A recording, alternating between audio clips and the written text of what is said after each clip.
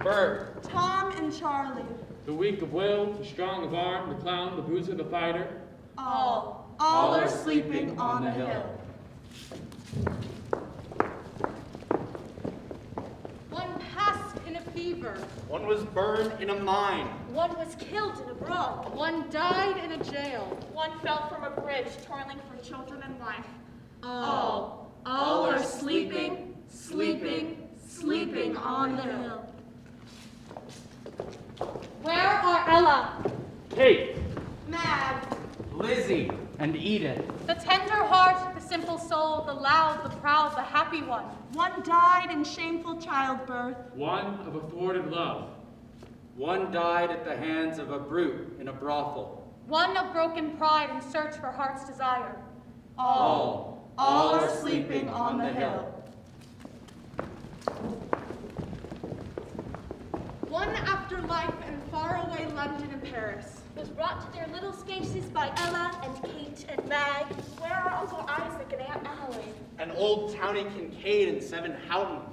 All are sleeping, sleeping, sleeping on the hill. And Major Walker, who had talked. With venerable men of the Revolution. They brought them dead sons from the war. And daughters who life had crushed. And children fatherless crying. All are sleeping. Sleeping, sleeping on the hill. Where is old Tickler Jones, who played with life all his 90 years, braving sleet with bared breasts, drinking, riding, thinking neither of wife nor kin, nor gold, nor love, nor heaven? Lo, he babbles of the fish fries of long ago, of the horse races of long ago at Clary's Grove, of what Abe Lincoln said one time at Springfield.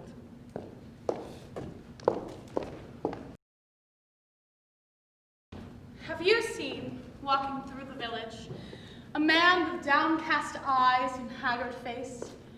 That is my husband, who by secret cruelty, never to be told, robbed me of my youth and beauty, till at last, with yellow teeth and wrinkled, broken pride and shameful humility, I sank into the grave. But what thinks you gnaws at my husband's heart? The face of what I was, the face of what he made me. These are driving him to the place where I lie. In death, therefore, I am avenged.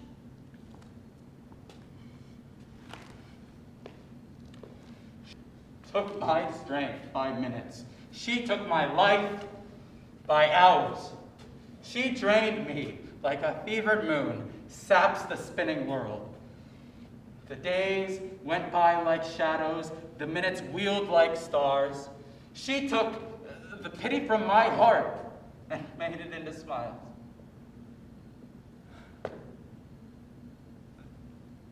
She was a hunk of sculptor's clay. My secret thoughts?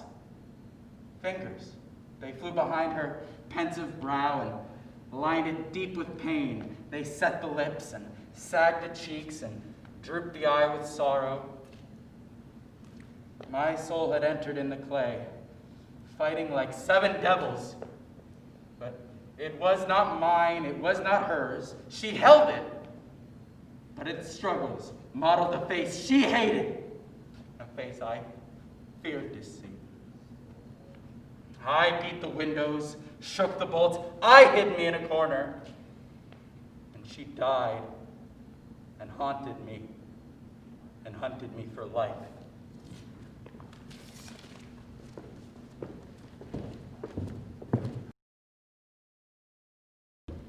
Henry got me with child, knowing that I could not bring forth life without losing my own. In my youth, therefore, I entered the portals of dust. Traveler, it is believed in the village where I lived that Henry loved me with the husband's love, but I proclaim from the dust that he slew me to gratify his hatred.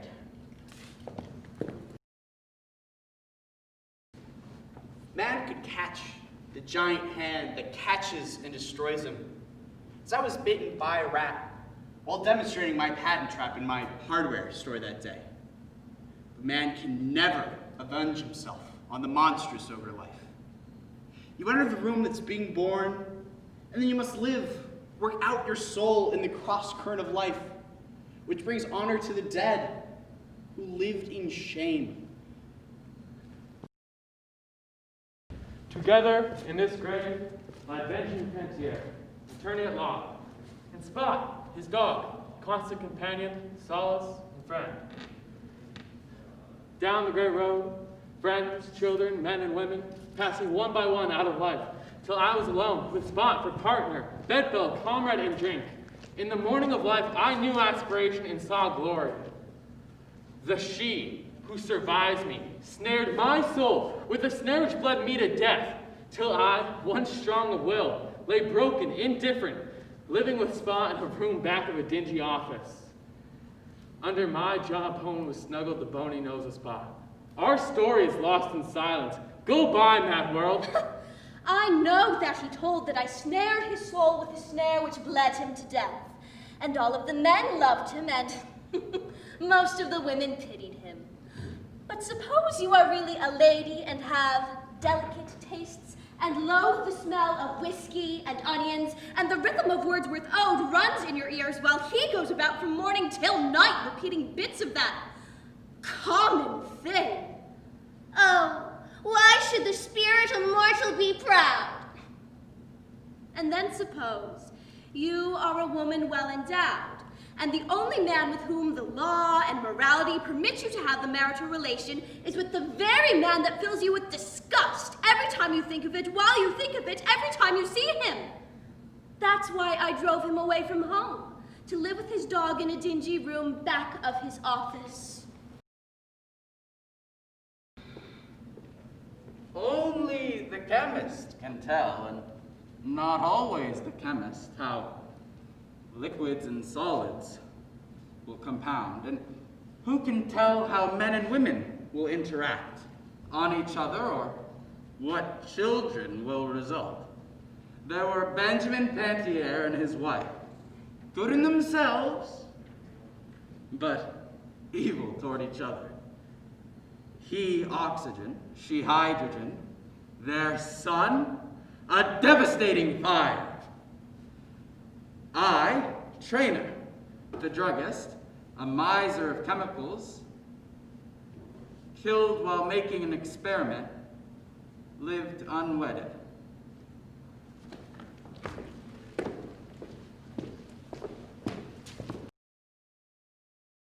When Reuben Pantier ran away and threw me, I went to Springfield.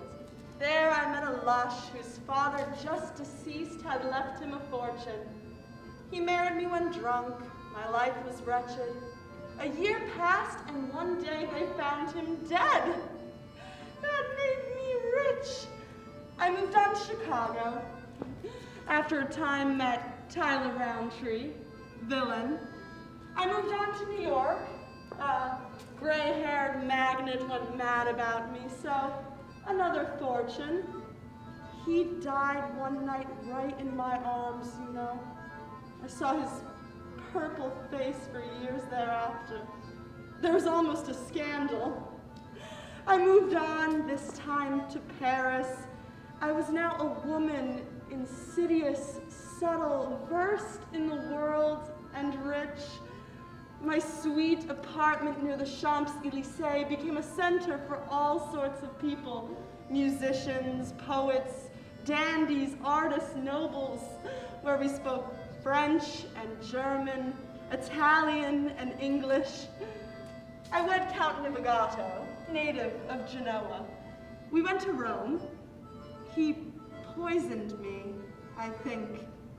Now see the Campo Santo overlooking the sea where young Columbus dreamed new worlds. See what they chiseled there. Contessa Navigato, implora eterna quiete.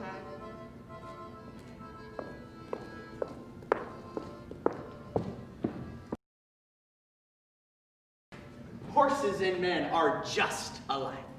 There was my stallion, Billy Lee, black as a cat and trim as a deer. With eye of fire, keen to start, he could hit the fastest speed of any race around Spoon River.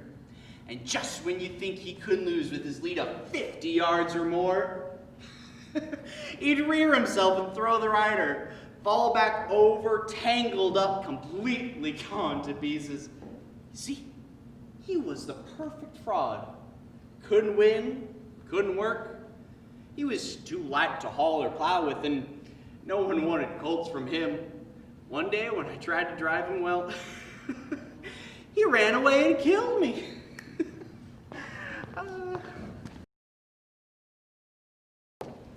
I am Minerva, the village poetess, hooted at, jeered at by the yahoos of the street for my heavy body, cockeye, and rolling walk.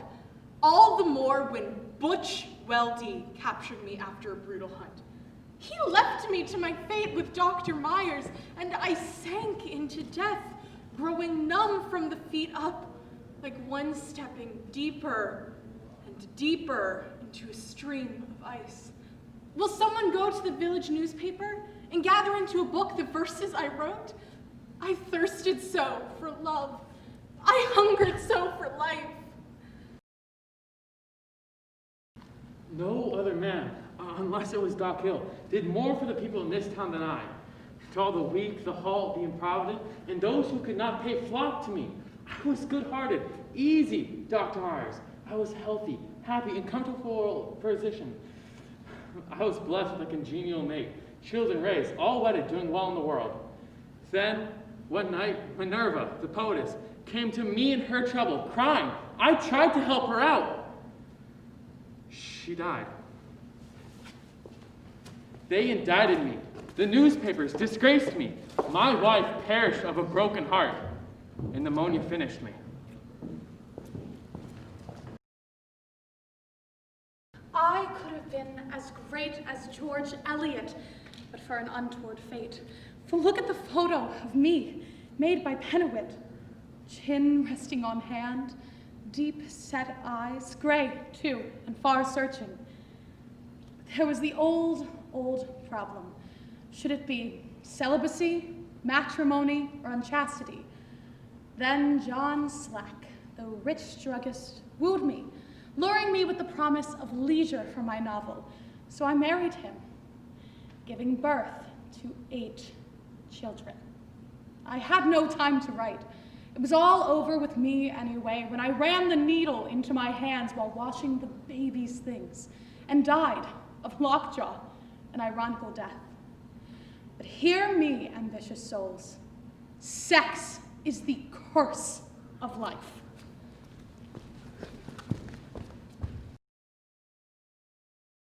I never saw any difference between playing cards for money and selling real estate, practicing law, banking, or anything else, for everything is chance.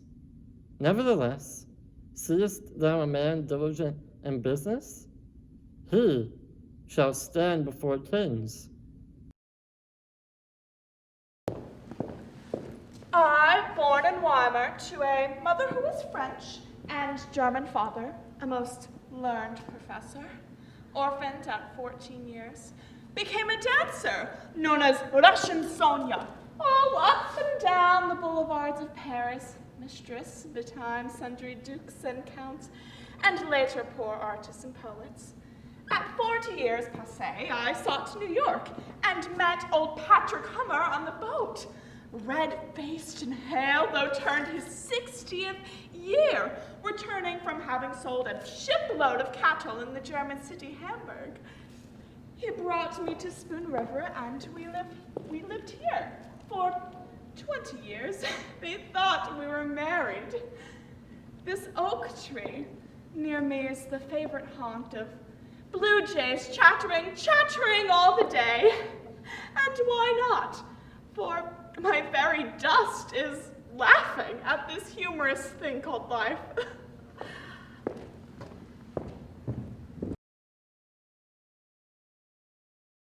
Out of a cell into this darkened space, the end at 25. My tongue could not speak what stirred within me, and the village thought me a fool. Yet at the start, there was a clear vision, a high, and urgent purpose in my soul, which drove me on trying to memorize the Encyclopedia Britannica. Herbert broke our engagement of 8 years when Annabelle returned to the village from the seminary. Oh, me. If I had let my love for him alone, it might have grown into a beautiful sorrow. Who knows? Filling my life with a healing fragrance. But I tortured it. I poisoned it. I blinded its eyes, and it became hatred. Deadly ivy instead of clementines. And my soul fell from its support, its tendrils tangled in decay. Do not let the will play gardener to your soul unless you are sure it is wiser than your soul's nature. All your sorrow, Louise, and hatred of me sprang from your delusion it was of wantonness, of spirit contempt of your soul's rights, which made me turn to Annabelle and forsake you. You really grew to hate me for love of me, because I was your soul's happiness, formed and tempered. To solve your life for you, it would not. But you were my misery. If you had been my happiness, would I not have clung to you? That is life's sorrow, that only one can be happy where two are, and that our hearts are drawn to stars which watch us not.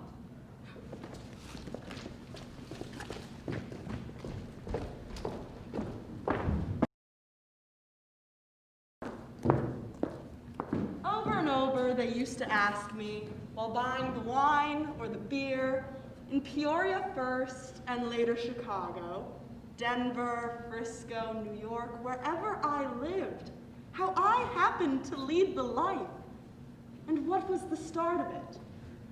Well, I told them a silk dress and the promise of marriage from a rich man. It was Lucius Atherton. But that was not really it at all. Suppose a boy steals an apple from the tray at the grocery store, and they all begin to call him a thief. The editor, minister, judge, and all people. A thief. A thief! A thief! Wherever he goes. And he can't get work, and he can't get bread without stealing it. Why the boy will steal? It's the way the people regard the theft of the apple that makes the boy what he is.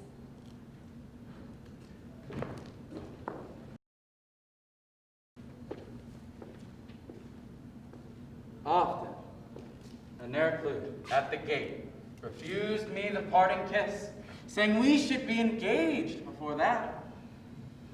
And just with a distant clasp of the hand, bade me good night as I brought her home from the skating rink or the revival. No sooner did my departing footsteps die away than Lucius Atherton, so I learned when I ne'er went to Peoria, stole in at her window or took her riding behind his spanking team of bays into the country. The shock of it made me settle down. I put all the money I got from my father's estate into the canning factory to get the job of head accountant, and lost it all. Then I knew I was one of life's fools, whom only death would make the equal of other men, making me feel like a man.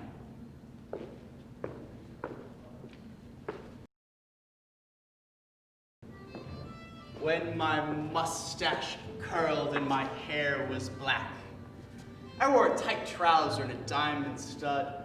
I was an excellent knave of hearts and took many a trick. Well, when the gray hairs began to appear, lo, a new generation of girls laughed at me, not fearing me. And I had in me no more exciting adventures, wherein I was all but shot for a heartless devil. The only drabby affairs warmed over affairs of other days and other men. Time went on till I lived at Meyer's restaurant, where I took a short orders. A gray, untidy, toothless, discarded rural Don Juan. There is a mighty shade here who sings of one named Beatrice. And now I see the force that made him great drove me to the dregs of life.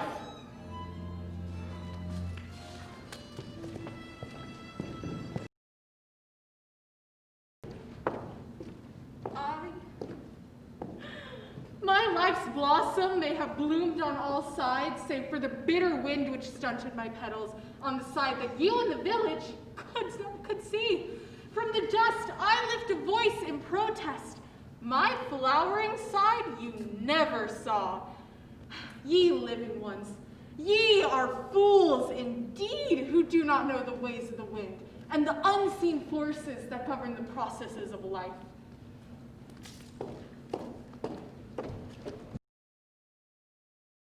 I was the first fruit of the Battle of Missionary Ridge. When I felt that bullet enter my heart, I wish I had stayed at home and gone to jail, pursuing the hogs at Colonel Trennery, instead of running away and joining the army. Rather, 1,000 times the county jail than to lie under this marble figure with wings, that granite pedestal, bearing the words, Pro Patria.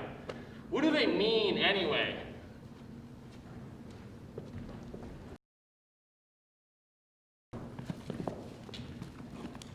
Noel Toheimer ran away to the war the day before Colonel Trennery swore out a warrant through Justice Arnett for stealing hogs. But that's not the reason he turned a soldier. He caught me running with Lucius Atherton. We quarreled and I told him never again to cross my path. Then he stole the hogs and went to war. Back of every soldier is a woman.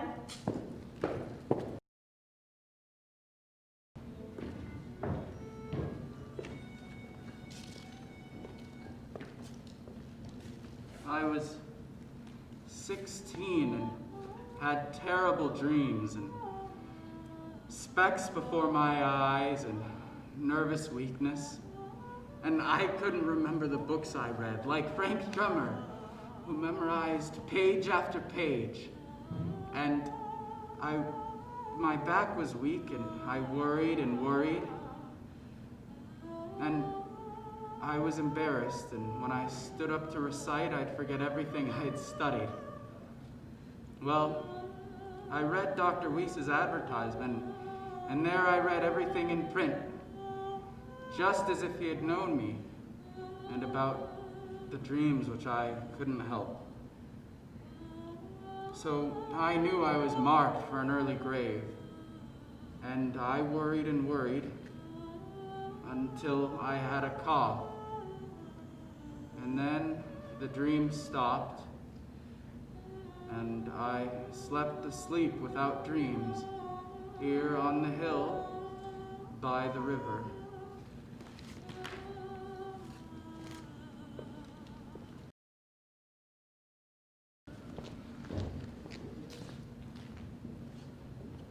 To this generation I would say, memorize some bit of verse of truth or beauty. It may serve a turn in your life. My husband had nothing to do with the fall of the bank. He was only cashier. The wreck was due to the president, Thomas Rhodes, and his vain, unscrupulous son.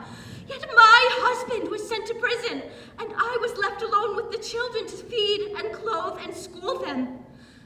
And I did it, and sent them forth into the world all clean and strong, and all through the wisdom of Pope the poet. Act well your part, there all the honor lies.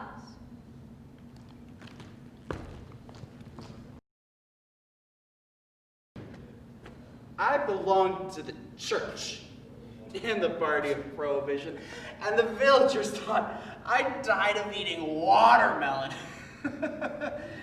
In truth, I had cirrhosis of the liver. For every new 30 years, I slipped behind the prescription partition at Trainer's drugstore and poured myself a generous drink from the bottle marked Spiritus Frumenti. My name used to be in the papers daily as having dined somewhere or traveled somewhere or rented a house. in Paris, where I entertained the nobility. Oh, I was forever eating or traveling or taking the cure at Baden-Baden. But now I am here to do honor to Spoon River, here beside the family whence I sprang.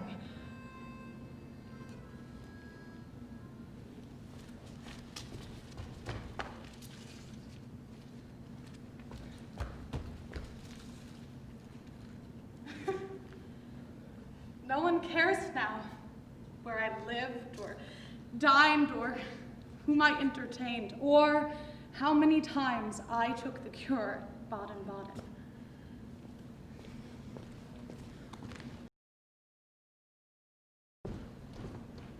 I lost my patronage in Spoon River for trying to put my mind in the camera to catch the soul of a person. The very best picture I took was of Judge Somers, attorney at law. He sat upright and had me pause till he got that cross eye straight. Then, when he was ready, he said, "Oh, right," and I yelled, "Overruled!" And that eye turned up. And I caught him just as he used to look when saying, "I accept."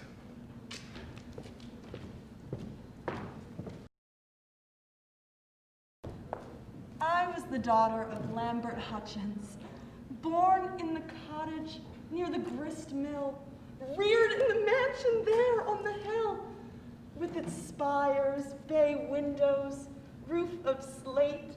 How proud my mother was of the mansion, how proud of Father's rise in the world, and how Father loved and watched us and guarded our happiness.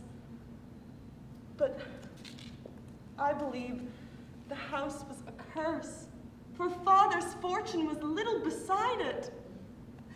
And when my husband found out that he had married a girl who was really poor, he taunted me with the spires and called the house a fraud on the world, a treacherous lure to young men, raising hopes for a dowry not to be had.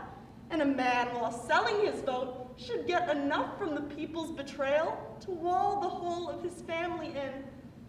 He vexed my life, and I went back home and lived like an old maid until I died, keeping house for Father.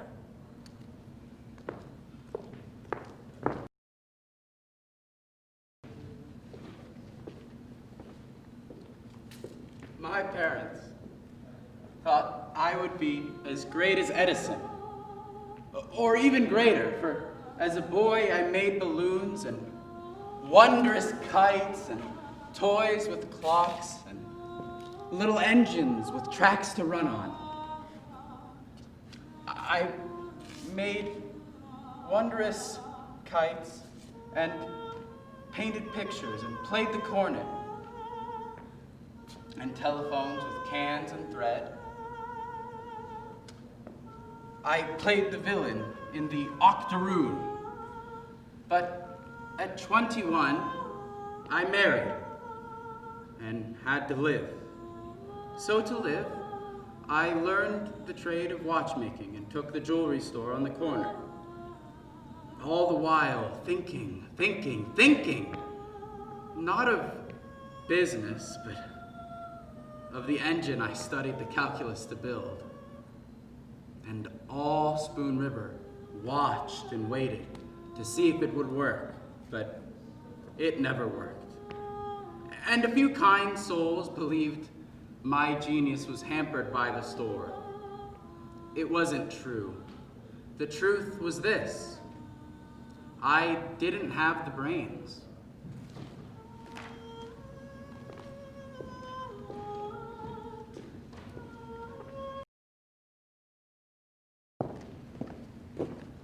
I was a peasant girl from Germany, blue-eyed, rosy, happy and strong. And the first place I worked was at Thomas Green's. On a summer's day when she was away, he stole into the kitchen and took me right in his arms and kissed me on my throat. I turning my head, and then neither of us seemed to know what happened. And I cried for what would become of me. And I cried as my secret began to show. One day, Mrs. Green said she understood and would make no trouble for me. And being childless, would adopt it. He had given her farm to be still, and so she hid in the house and sent out rumors as if it were going to happen to her. And all went well, and the child was born. They were so kind to me. Later, I married Gus Wortman, and years passed, but at political rallies, when sitters-by thought I was crying at the eloquence of Hamilton Green, no, that was not it. I wanted to say, that's my son!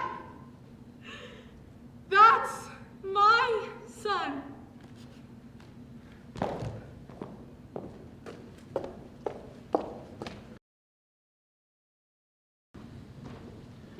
I preached 4,000 sermons, conducted 40 revivals, and baptized many converts.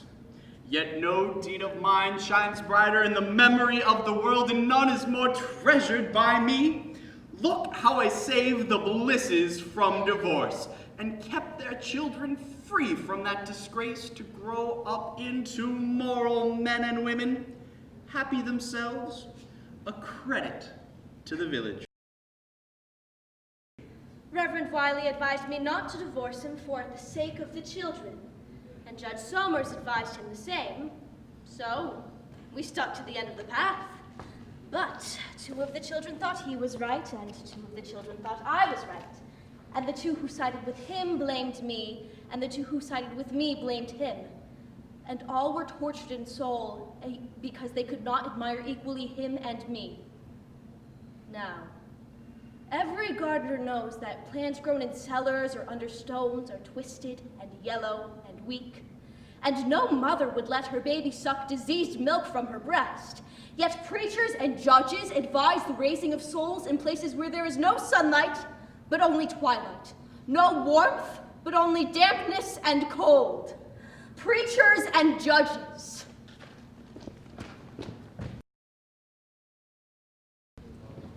If the excursion train to Peoria had just been wrecked, I might have escaped with my life.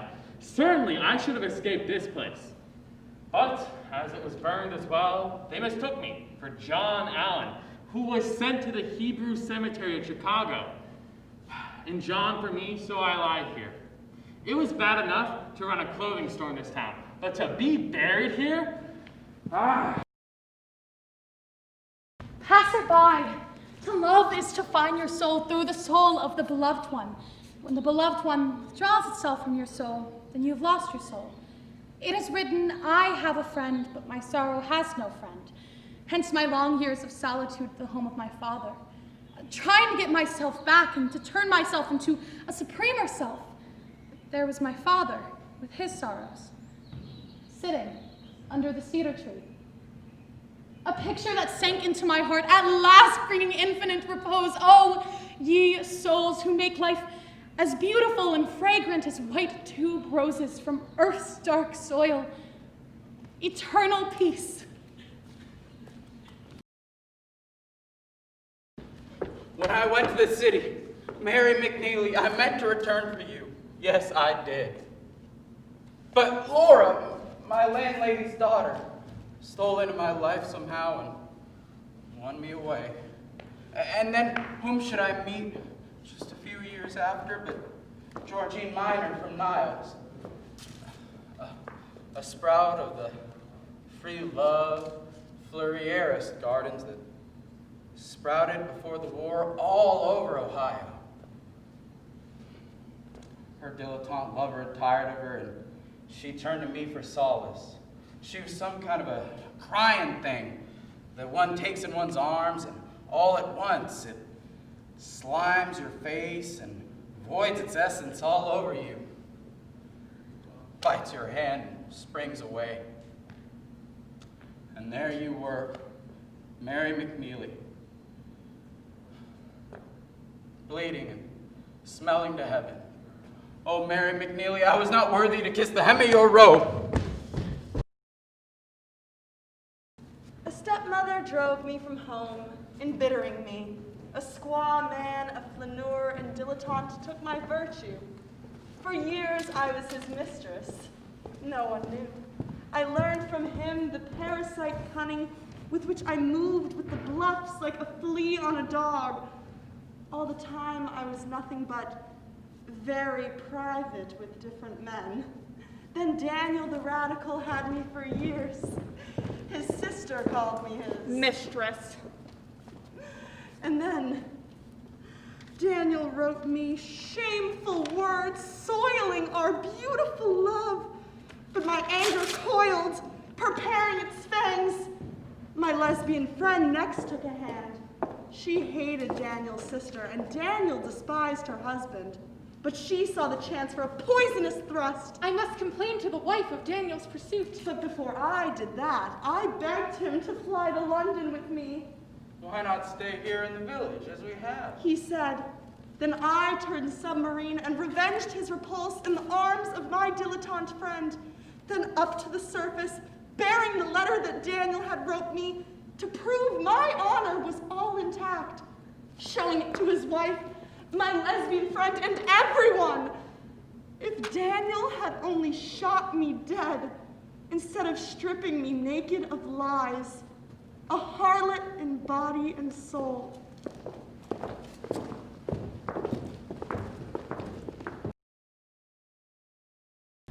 Oh, many times did Ernest Hyde and I argue about the freedom of the will.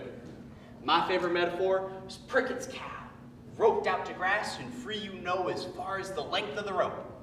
One day, while arguing so, out came the stake, and tossing her head up, she ran at us. "What's that, free will or what?" said Ernest. I fell just as she gored me to my death.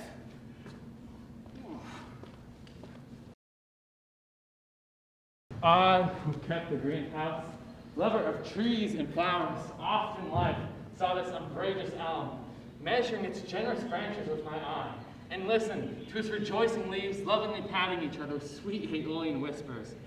And well they might, for the roots had grown so wide and deep that the soil on the hill could not withhold all of its virtue, enriched by rain, warmed by the sun, but yielded it all to the thrifty roots, through which it was drawn and whirled to the trunk, and into the branches and into the leaves, wherefrom the breeze took life and sang. Now I, an undertenant of the earth, can see that the branches of a tree spread no wider than its roots, and how shall the soul of a man be larger than the life he lived?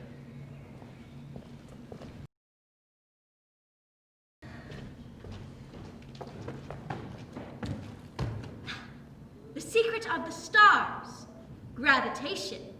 The secret of the earth, layers of rock. The secret of the soil, to receive seed. The secret of the seed, the germ. The secret of man, the sower. The secret of woman, the soil. My secret, under a mound that you shall never find.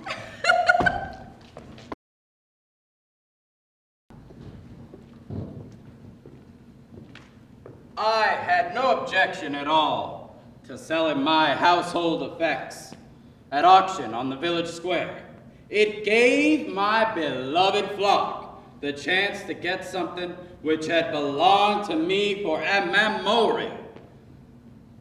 But that trunk, which was struck off to Burchard, the grog keeper, did you know it contained the manuscripts to a lifetime of sermons, and he burned them as waste paper?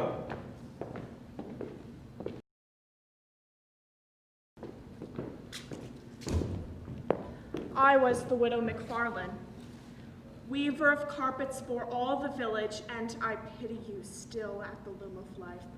You who are singing to the shuttle and lovingly watching the work of your hands, if you reach the day of hate, of terrible truth. For the cloth of life is woven, you know, to a pattern hidden under the loom, a pattern you never see, and you weave high-hearted singing.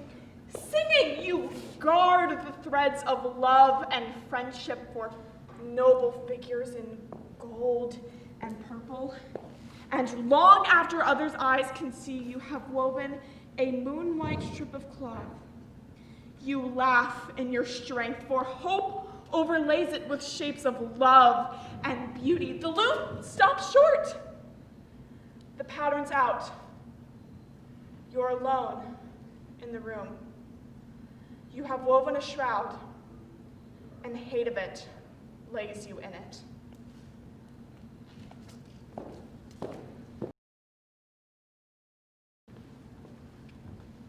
First, I suspected something. She acted so calm and absent-minded. The one day, I heard the back door shut as I was entering the front, and I saw him slink out the back past the smokehouse into the lot and run across the field. And I meant to kill him on sight.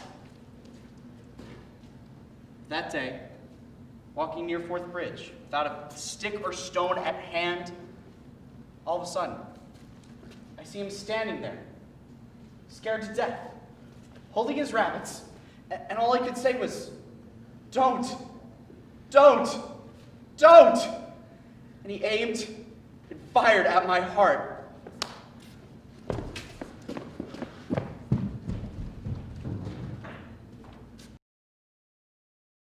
Silent before the jury, returning no word when the judge asked me if I ought to say against the sentence, only shaking my head.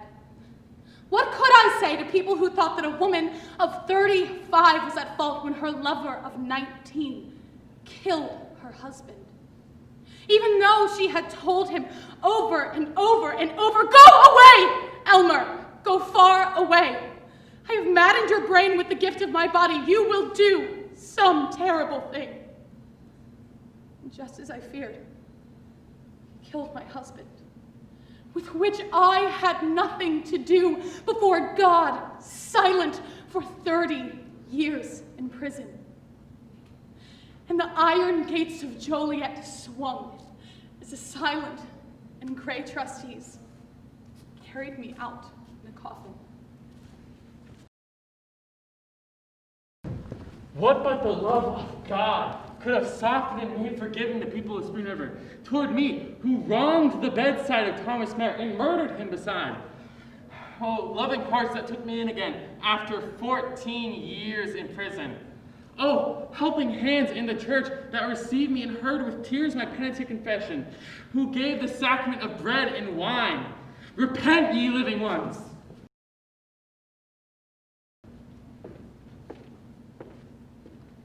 I was the laughingstock of the village, chiefly among the people of good sense, or so they called themselves. Also of the learned, like Reverend Pete, who read Greek the same as English.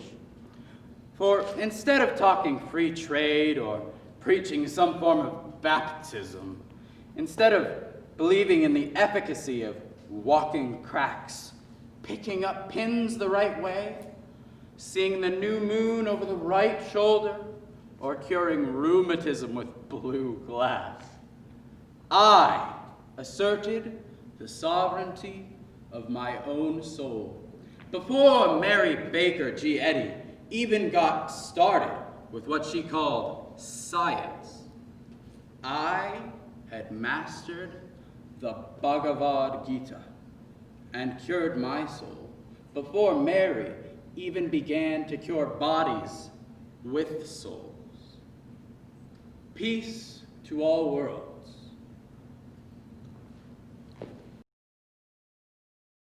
Mr. Kessler, you know, was in the army, and he drew $6 a month as a pension, or stood on the corner talking politics, or sat at home reading Grant's memoirs.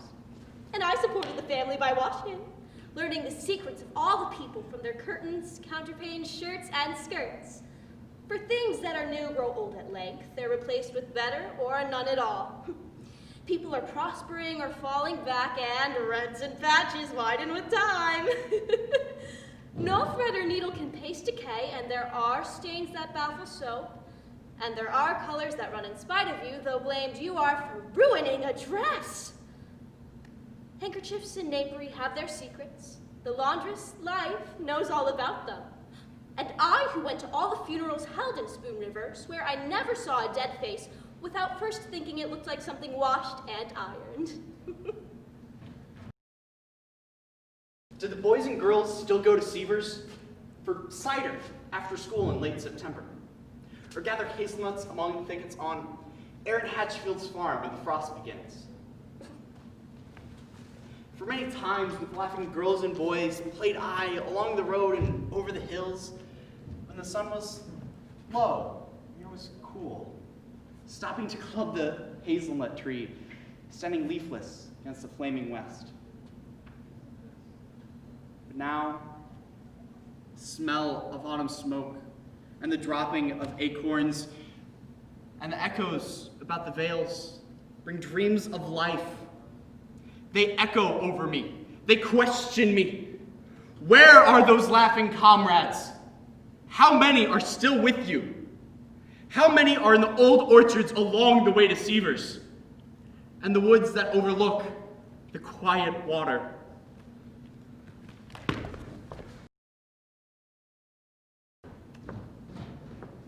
I was only 8 years old, and before I grew up and knew what it had meant, I had no words for it except that I was frightened and told my mother, and that father got a pistol and would have killed Charlie, who was a big boy, 15 years old, except for his mother.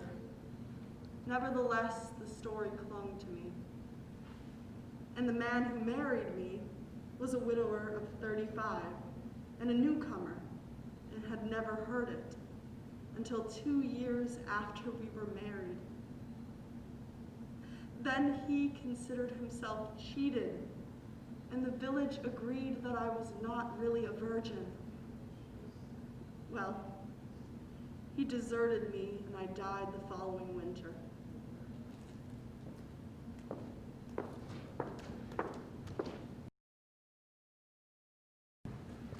The earth keeps some vibration going. There, in your heart. And that is you.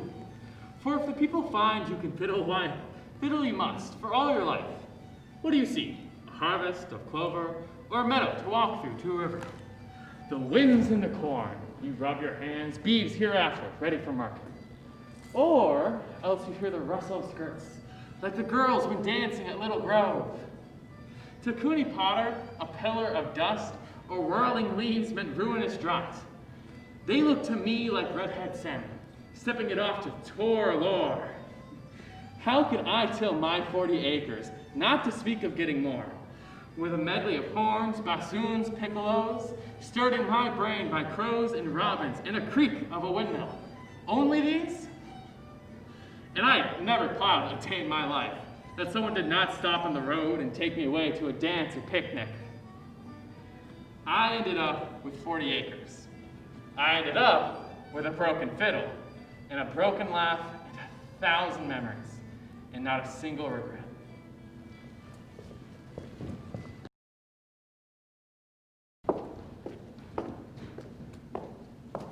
Well, don't you see this was the way of it? We bought the farm with what he inherited, and his brothers and sisters accused him of poisoning his father's mind against the rest of them. And we never had any peace with our treasure. The Murin took the cattle, and the crops failed, and the lightning struck the granary. And so we had to mortgage the farm to keep going. And he grew silent and worried all the time.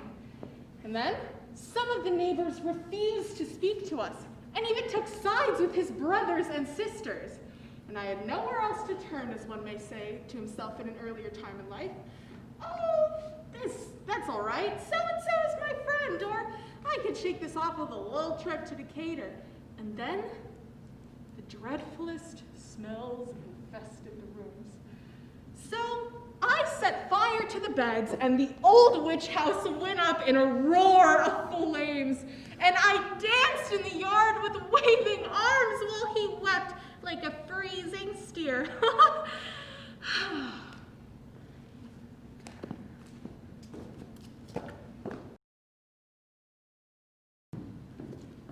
My mind was a mirror. It saw what it saw, it knew what it knew. In youth, my mind was just a mirror and a rapidly flying car which catches and loses bits of the landscape. Then in time, great scratches were made on the mirror, letting the outside world look in and letting my inner self look out. This is the birth of the soul in sorrow, a birth with gains and losses. A mirror scratched reflects no image, and this is the silence of wisdom.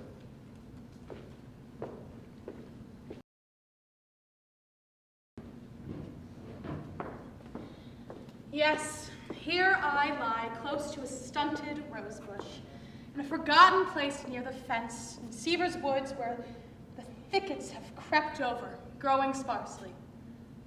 And you are a leader in New York, the wife of a noted millionaire, a name in the society columns. Beautiful, admired, magnified perhaps. By the mirage of distance, you have succeeded. In the eyes of the world, I have failed. You are alive, and I am dead. But I know that I have vanquished your spirit.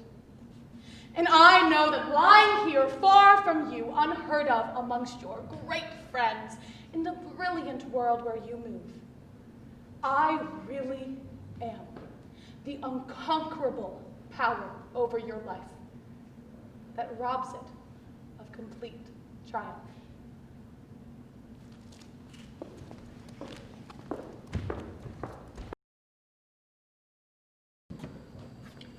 I staggered on through darkness. There was a hazy sky, a few stars, which I followed as best as I could. It's 9 o'clock. I was trying to get home, though somehow I was lost, though really keeping the road. Reeled on through a gate and into a yard and called at the top of my voice, "Oh, fiddler! Oh, Mr. Jones!" For I thought it was his house, and he'd show me the way home. But who should step out but A.D. Blood in his nightshirt, waving a stick of wood and roaring about the cursed saloons and the criminals they made. "You drunken Oscar Hamill," he said. I stood there weaving to and fro, taking blows from the stick in his hand, till I dropped down dead at his feet. If you in the village think that my work was a good one, who stopped all playing at cards and closed the saloons and hailed old Daisy Fraser before Justice Arnett, why do you let the milliner's daughter and that worthless son of Benjamin Pantier nightly make my grave their unholy pillow?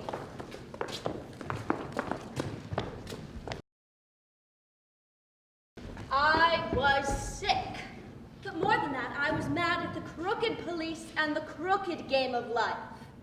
So, I wrote to the chief of police at Peoria. I am here in my girlhood home in Spoon River, gradually wasting away.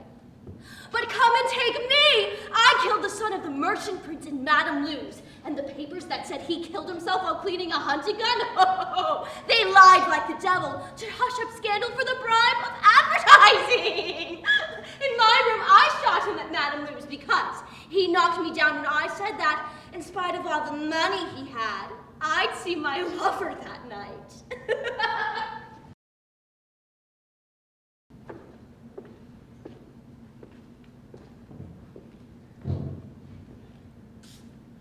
Out of the lights and roar of cities,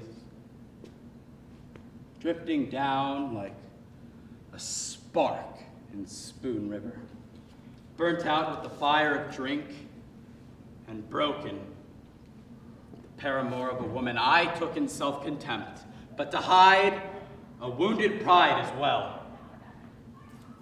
To be judged and loathed by a village of little minds, I, gifted with tongues and wisdom, sunk here to the dust of the justice court, a picker of rags in the rubbish of spites and wrongs. I, whom fortune smiled on, I, spouting to gaping yokels pages of verse out of the lore of golden year, or raising a laugh with a flash of filthy wit when they bought drink to kindle my dying mind. I, to be judged by you. The soul of me hidden from you, with its wound gangrened by love for a wife who made the wound with her cold, white bosom, pure, treasonous, and hard, relentless to the last. And the touch of her hand at any time might have cured me of the typhus. Caught in the jungle of life where so many are lost. And to think my soul could not react like Byron's did, in song, in something noble, but turned on itself like a tortured snake.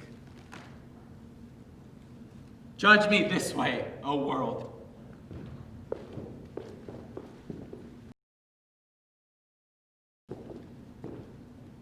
Nothing in life is alien to you.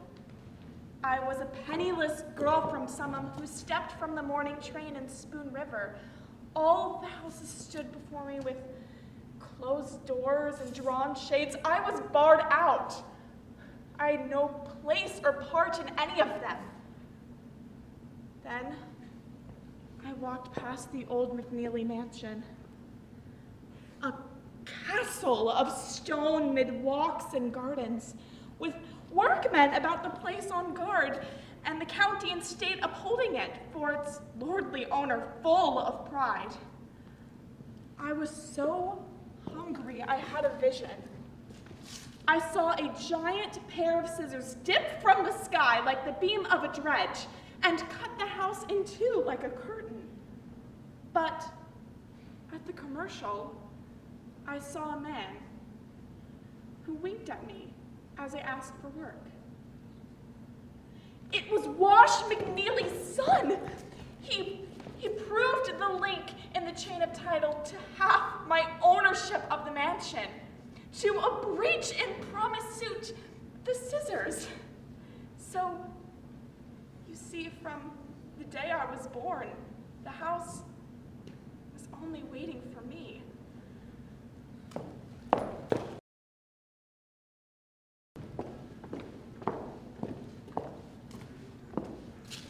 There is something about death like love itself. If with someone with whom you have known passion and the glow of youthful love, You also, after years of life together, feel the sinking of the fire, and thus fade away together, gradually, faintly, delicately, as it were in each other's arms. passing through the familiar room That is the power of unison between souls, like love itself.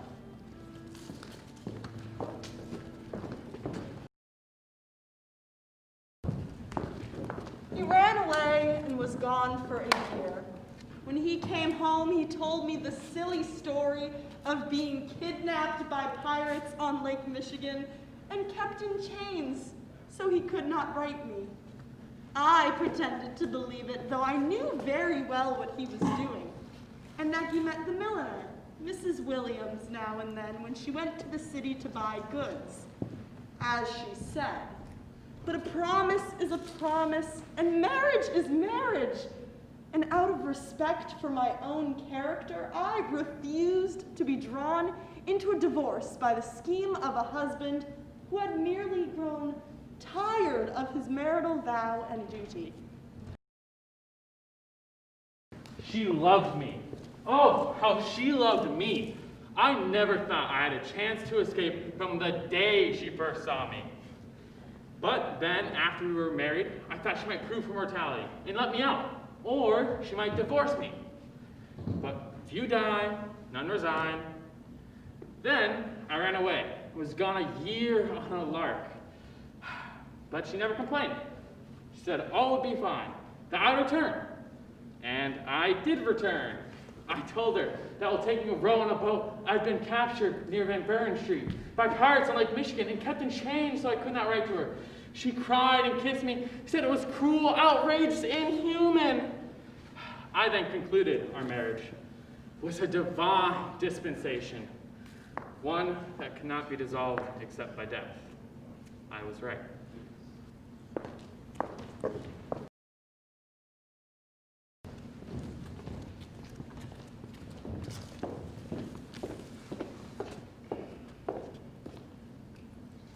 We stand here, we the memories, and we shade our eyes because we dread to read June 17th, 1884, age 21 years and 3 days, and all is changed. We the memories stand here for ourselves alone, for no eye marks us or would know why we're here. Your husband is dead, your sister lives far away, your father is bent with age, he has forgotten you. He scarcely leaves the house anymore. No one remembers your exquisite face, your lyric voice, how you sang even on the morning you were stricken with piercing sweetness and thrilling sorrow for the advent of the child which died with you. All is forgotten, save by us, the memories, who are forgotten by the world. All things stay the same. All things change, save the river and the hill, even they are changed. Only the burning sun and quiet stars are the same. We the memories, stand here in awe and close our eyes with tears of weariness, in immeasurable weariness.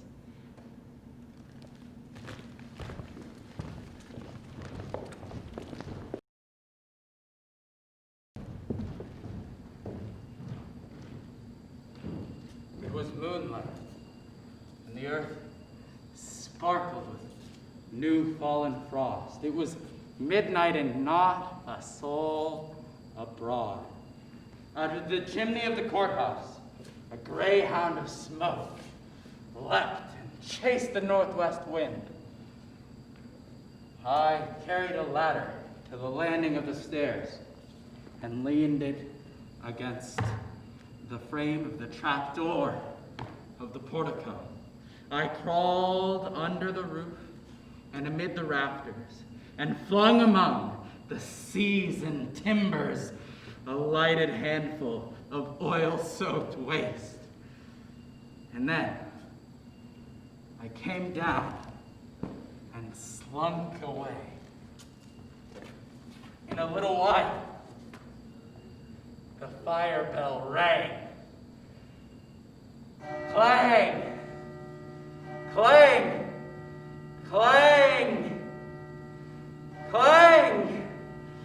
And the Spoon River Ladder Company came with a dozen buckets and began to pour water on the glorious bonfire, growing hotter, higher, and brighter, till the walls fell in, and the limestone columns where Lincoln stood crashed, like when the woodsman fells them.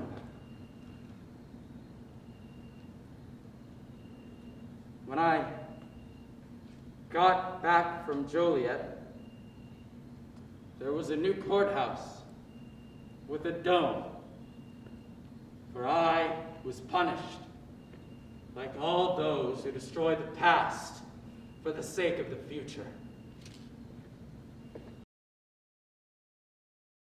First, you will know not what they mean, and you may never know, and we may never tell you. These sudden flashes in your soul like lambent lightning on snowy clouds at midnight when the moon is full. They come in solitude, or perhaps you sit with your friend, and all at once a silence falls on speech, and his eyes without a flicker glow at you. You two have seen the secret together.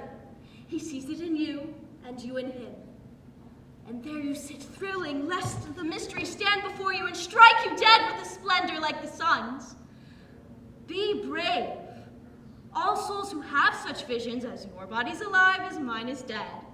You're catching a little whiff of the ether reserved for God himself.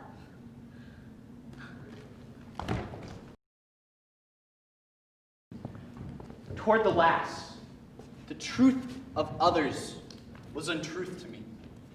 The justice of others, injustice to me.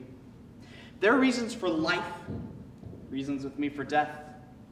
And there are reasons for death, reasons with me for life. I would have killed those they saved, and saved those they killed. And I saw how a God, if brought to earth, must act out what he saw and thought and could not live in this world of men without continual clashes. The dusts for crawling, heavens for flying. Wherefore, O soul whose wings are grown, soar upward to the sun.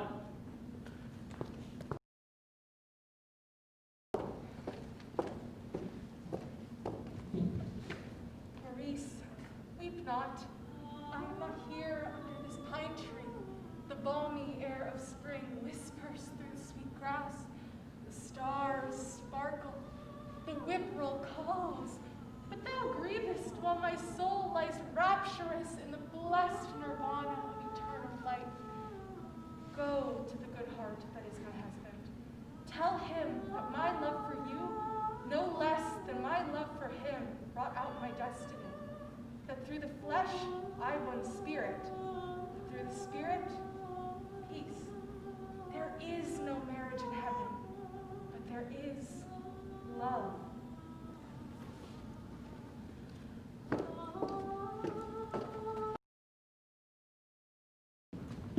I grew spiritually fat living off the souls of men. If I saw a soul that was strong, I wounded its strength and devoured it. The shelters of friendship knew my cunning, for when I could steal a friend, I did so. And when I could enlarge my power by undermining ambition, I did so to make smooth my own. Just to prove my own, and to prove my superior strength was with me a delight, a keen exhilaration of soul gymnastics. Devouring souls, I should have lived forever. But their undigested remains bred in me a deadly nephritis. Fear, restlessness, sinking spirits, hatred, suspicion, vision disturbed, I collapsed, at last with a shriek. Remember the acorn. It does not devour other acorns.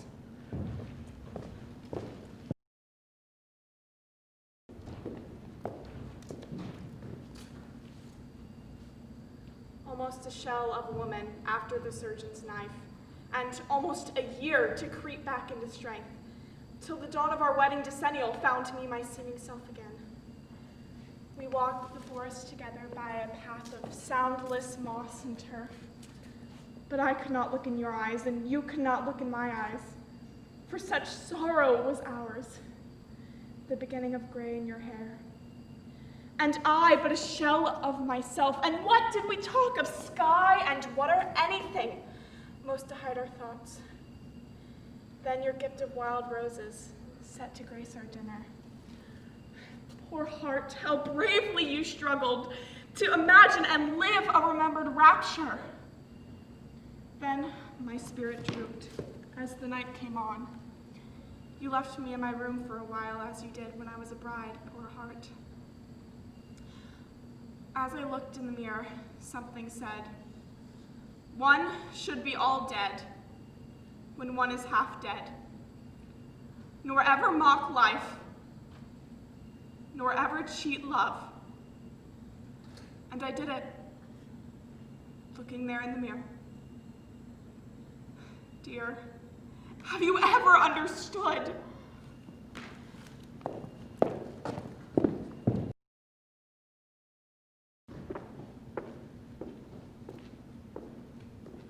I wanted to go away to college, but Rich Aunt Ursus wouldn't help me. And so I made the lawns and raked the gardens and toiled for the very means of life and bought John Alden's books with my earnings. I wanted to marry Delia Prickett, but how could I do it with what I earned? And there was Aunt Persis, more than 70, who sat in her wheelchair, half alive, with her throat so paralyzed the soup ran out of her mouth like a duck. A gourmand yet, investing her income in mortgages, fretting all the time about her notes and rents and papers. That day I was sawing wood for her and reading Proudhon in between. I went in the house for a drink of water, and there she was, asleep in her wheelchair, with Proudhon lying on the table and a bottle of chloroform on the book. I poured the chloroform on a handkerchief and held it to her nose until she died. Oh, Delia, Delia, you and Proudhon steadied my hand. And the coroner said she died of a heart failure.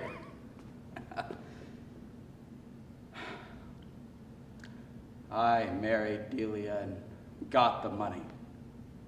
A joke on you, Spoon River.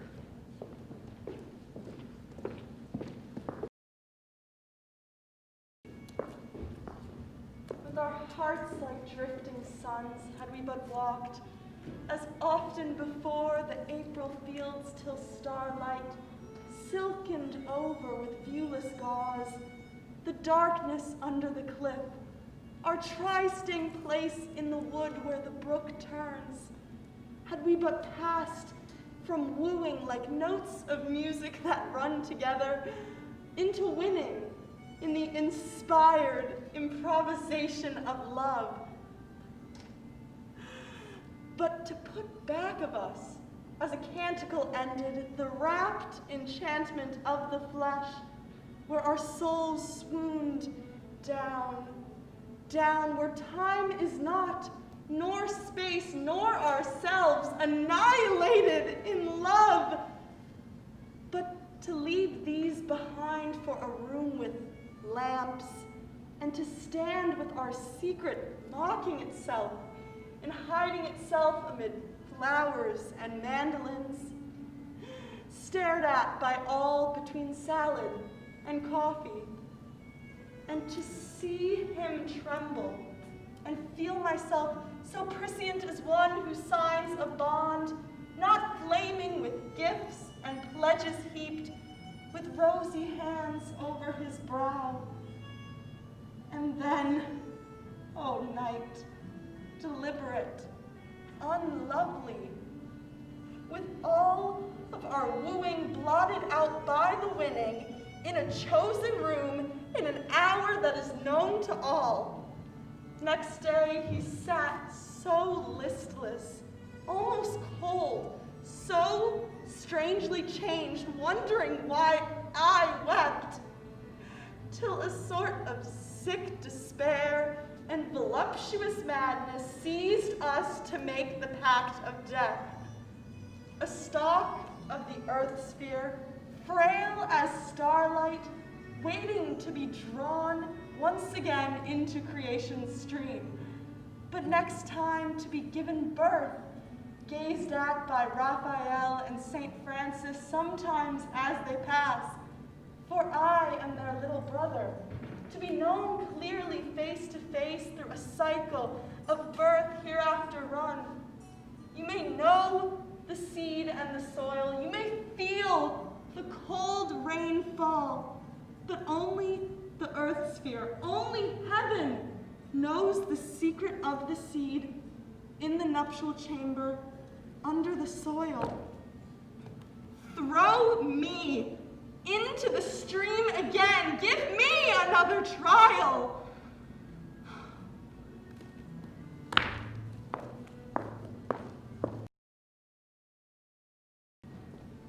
You may think, passerby, that fate is a pitfall outside of yourself, around which you may walk through the use of foresight and wisdom.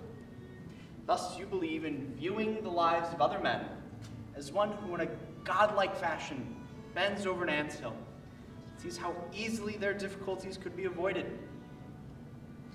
But in time, fate shall approach you, and it shall be in the shape of your image in the mirror. Or you shall be sitting alone by a hearth, and suddenly the chair by you shall hold a guest, and you shall know him and read the authentic message of his eyes.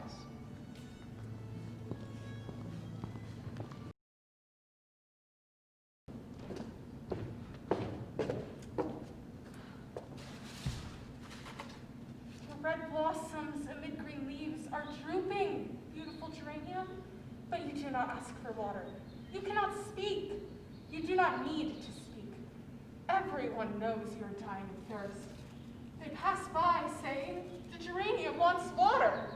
And I, who had happiness to share, and who longed to share your happiness, I who loved you, Spoon River, and craved your love, withered before your eyes, Spoon River, thirsting, thirsting, voiceless from the chasteness of soul to ask you for love. You who knew and saw me perish before you, like this geranium which someone has planted over me and left to die.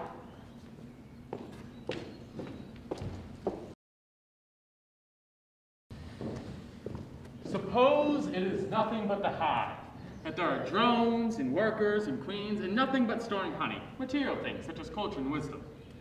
For the next generation, this generation never living, except as it swarms in the sunlight of youth, strengthening its wings on what has been gathered, and tasting on the way to the hive from the clover field the delicate spoil. Suppose this, and suppose the truth, that the nature of man is greater than nature's need in the hive, and you must bear the burden of life, as well as the urge from your spirit's excess. Well, I say to live it out like a god, sure of immortal life, though you are in doubt, is the way to live it. If that doesn't make God proud of you, then God is nothing but gravitation, or sleep is the golden goal.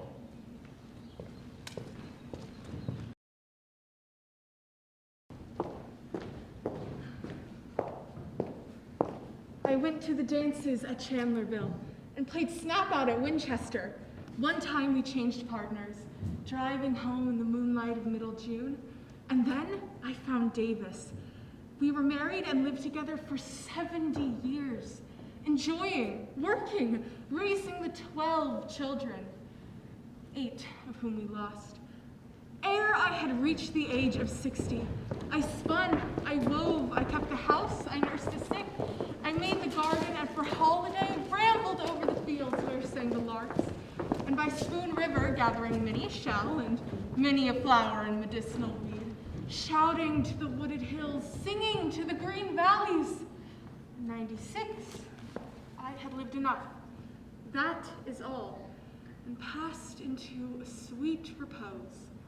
What is this I hear of sorrow and weariness, anger, discontent, and drooping hopes? Degenerate sons and daughters, life is too strong for you. It takes life to love life.